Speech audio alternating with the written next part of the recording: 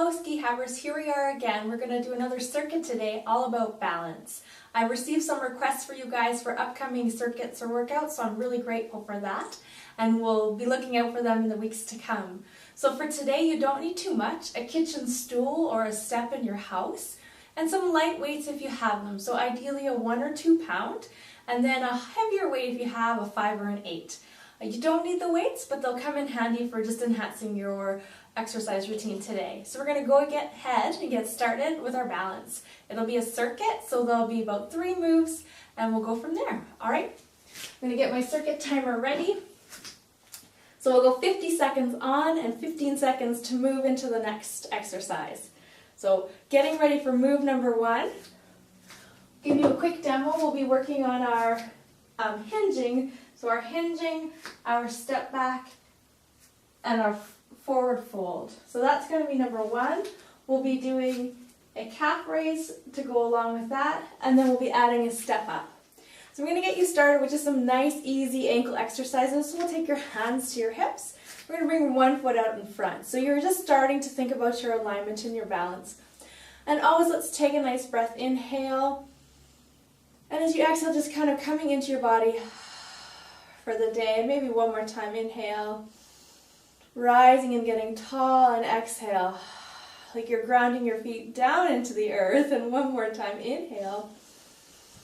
And then exhale. From here, hands are going to go onto the hips, and we're going to start with just 10 big circles with the ankle right out in front. So nice large range of motion. If you're getting any clicking or clunking, I want you to make that just a little bit smaller. So we're going to move through about another 4 of these. 3, 2, and 1, and then head over to the other side. So aligning our hips, thinking about activating our pelvic floor, our transversus, our multifidi, going ahead to step onto the other foot, and then getting nice and tall here. We're circling for 10, 9, 8, 7, and 6, and at 5 here, let's go ahead, switch directions for 5, 4, 3, 2, and 1. Bringing our feet side by side, we're going to take a slight bend in the knees, hips going back behind us just a little, and we're going to edge with our feet. So we're going over to the outside of one and the inside of the other, and then over to the other side. So we're going to inhale and then exhale as we go over. Inhale through center, exhale other side. So we'll just do a few of those. Just following the flow of your breath here. You can envision a squishy ball in between your 2 leg bones. So you want to kind of keep some distance between the thigh bones and the knees so that your knee isn't collapsing as your foot goes over. So you're learning to control the position of the knee and the hip as you get that ankle joint working. So you're keeping quiet in the hips here. We'll do just another couple. And back to center. So we'll go ahead and start our circuit. So we'll give ourselves 15 seconds to get started. So we'll get ready for our setup, thinking about looking straight ahead. We'll start on our right leg. We're going to stay on the same side. Okay, take a slight bend in the knee, find your hinge, step back, and here we go. We're going to bring the leg up and back down to the floor. So you can picture that your low back is staying very quiet, and that requires you then to work into your hip socket. Your toes are active, your arches are lifted, you're gazing towards the floor, you're thinking chin to the back of the throat so the head stays in alignment with you. If you've got good control here, to make it a little harder, hands can go out front and they can open gently to the side. So you're adding some upper body here. You want to still think about connecting that pelvis and the rib cage so that you're not losing your core center. We've got about 1 more. Beautiful. We get ready to start our second exercise. If you have free weights, you can go ahead and grab them here. And if you don't, that's not a problem at all. The arm motion will be out to the side. Okay, but stacking your body, here we go. We're going up onto our toes. You don't want to go too high up, And in fact, sorry, for this first round, I'm going to place these down. I'd like you to bring your hands out to the side and then behind the head. Envision drawing your chin to the back of the throat so that the back of your skull gently presses into your hands. So we're working on some nice alignment of the posture here, and also working on those lower leg, calf, and soleus muscles. As you come up, you want to have equal weight on the big toe and baby toe side. You want to actually literally feel your arch activate as you're coming up into this movement, and your knees are stacked and aligned straight ahead. We'll go ahead and grab our step stool, or your step, whatever you have available. And this is where you can grab your heavier weights if you have them. So these are 8s, 5s would be great too. Our step up, so foot up on the step stool, we're stacking our body, our spine, we're stepping up and down. It's just a light touch down at the bottom. And I'm really focusing on hinging at my hip to come down, and then literally lifting kind of from my sitting bone upward as I come. So in my mind's eye, I can envision going as though my hands were going to go up and touch the ceiling. So there's lots of upward lifting energy.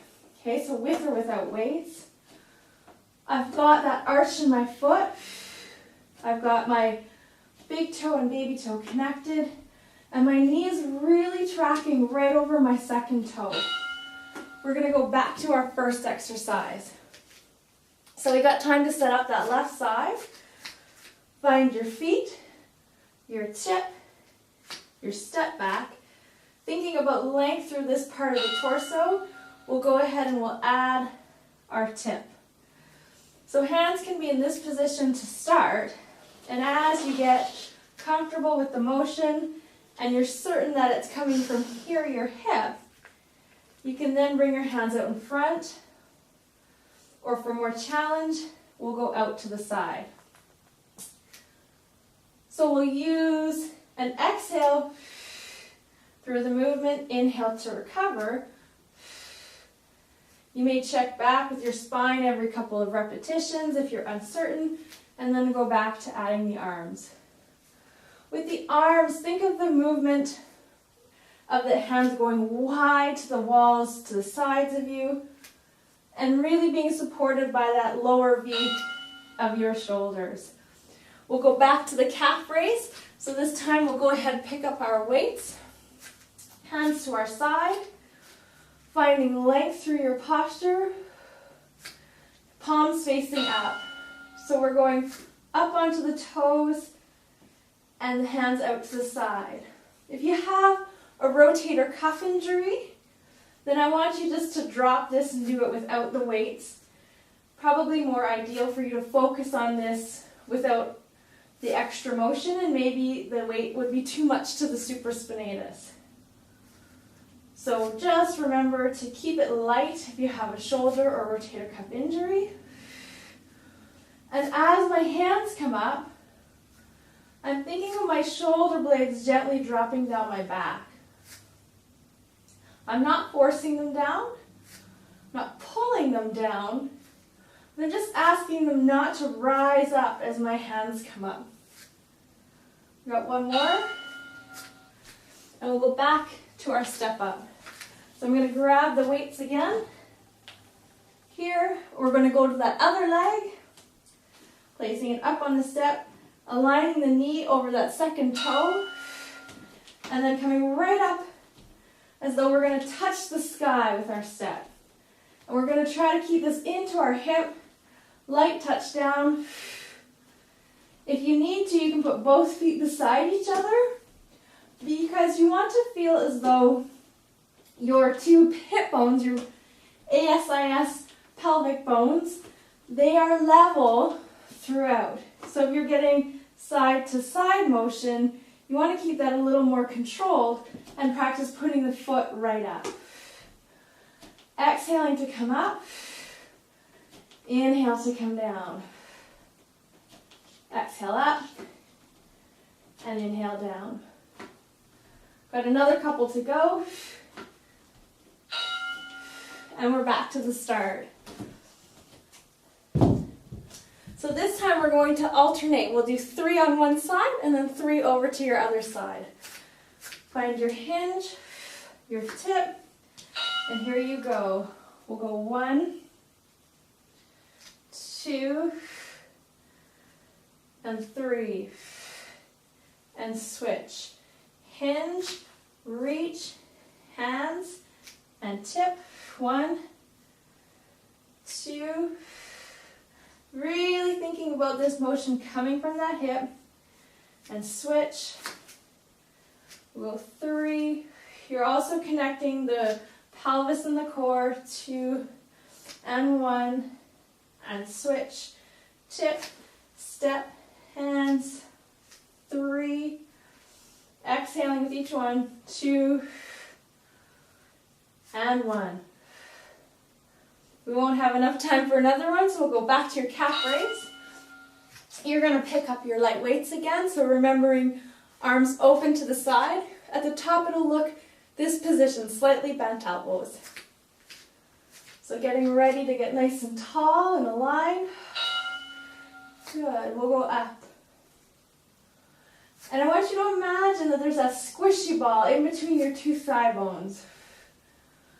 And you're very gently squishing on that squishy ball as you're feeling an upward lifting energy right through to the pelvic floor, all the way to the back of the navel. Trying to stay nice, long, tall, and stacked. So focusing on posture and alignment. Feeling baby toe and big toe equally working. If you feel like you need to put your weights down as you're hitting your fatigue point in your shoulders, that's fine. Really picture that you're floating those weights up. Perfect. On to our last rep here. So grabbing a hold of your bigger weights if you have them. And we're going to alternate our step up this time. So stacked and tall. Here we go. So we'll step up and down switch. Here you're still thinking about nice level pelvis. So for this one, because we're alternating, adding a little bit of speed. Okay. And aligning knee, ankle, toe. Core is active throughout. Shoulders or let's think collarbones broad. Head stacked over the rest of the body. Exhaling at the top. Really moving a little quicker here. You're welcome to add even a bicep curl. You have to be pretty quick to get that in though, so you might want to just stay with the arms at your side, nice and stacked. Almost done.